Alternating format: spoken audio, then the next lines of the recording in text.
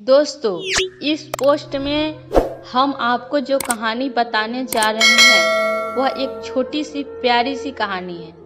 यह हिंदी कहानी जिसका शीर्षक है सिलबट्टा और मिक्सर। पूरी पढ़कर आपके चेहरे पर एक बड़ी सी मुस्कान छा जाएगी। प्रियंका को शादी करके 1 महीना हो चुका था। सारी रस्में खत्म हो गई थी। अब गृहस्थी संभालने की बारी थी और किचन भी। प्रियंका ने अपने मायके में ज़्यादा कुछ काम किया नहीं था, इसलिए वह रसोई घर का भी काम इतनी अच्छे नहीं जानती थी। इस बात का उसकी सास को भी पता था, क्योंकि लड़की देखने के कार्यक्रम के समय प्रियंका के मायके वालों ने उनसे कुछ भी नहीं छुपाया था और इस बात से उसके ससुराल वाले भी खुश थे कि कम से कम उन्होंने झूठ तो नहीं बोला। अपने बेटे के लिए प्रियंका पसंद आने की वजह से सास ने भी उसका साथ देते हुए कहा था कि चिंता मत करो, जो तुम अपने माँ से नहीं सीख पाई वो मैं तुम्हें सिखा दूंगी। माँ ने अपनी उस कही हुई बात पर अमल करना शुरू कर दिया था।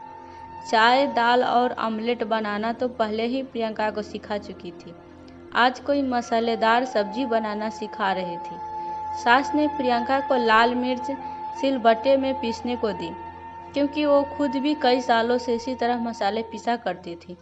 प्रियंका ने जैसे ही सिलबट्टे पे लाल मिर्च पीसना शुरू किया था, उसके चेहरे हाथ जलने लगे थे और मुंह पर पसीना आने की वजह से जब उसने मुंह को छुआ तो उसका भी मुंह जलने लगा था।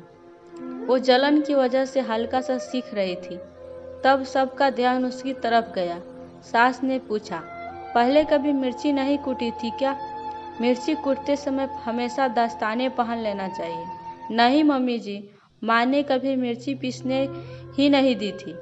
हाँ, कभी कभार धनिया अदरक पीस लेती थी, लेकिन जब भी मिर्ची पीसने के लिए मैं मांगती तो माँ कहती कि तुम इससे दूर रहो, जलन होगी। प्रियंका बोली, ठीक है, कोई बात नहीं। अब अच्छे से हाथ और मुंह धो लो और थोड़ा घी लगा लो और साइड पर जाकर बैठ जाओ, थोड़ा आराम मिलेगा।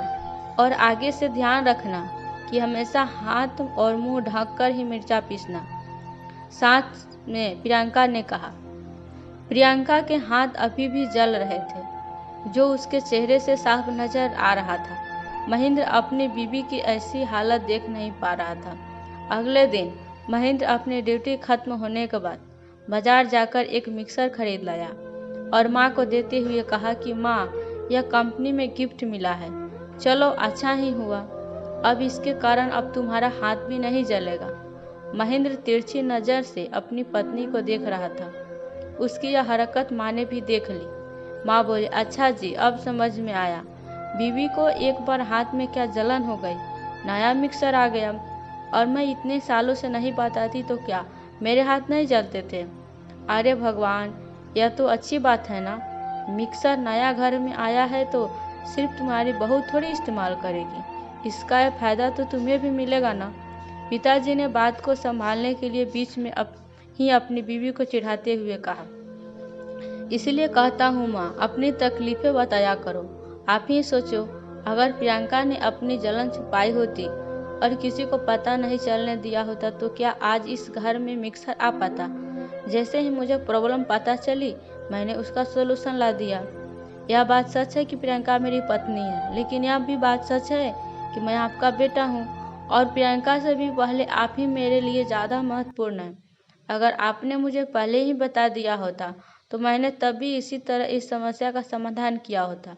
आप अपने इस बेटे को कभी भी आजमा कर देख लेना, आपके लिए बेटा अपनी जान भी दे देगा। महेंद्र ने माँ से कहा।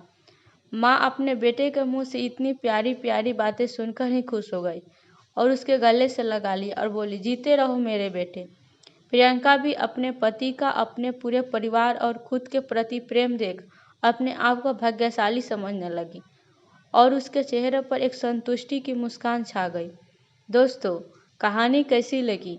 यह अच्छी लगी हो तो लाइक और कमेंट करना बिल्कुल भी मत भूलिएगा।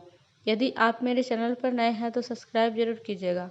आपको कहानी सुनने के लिए बहुत बहुत धन्यवाद।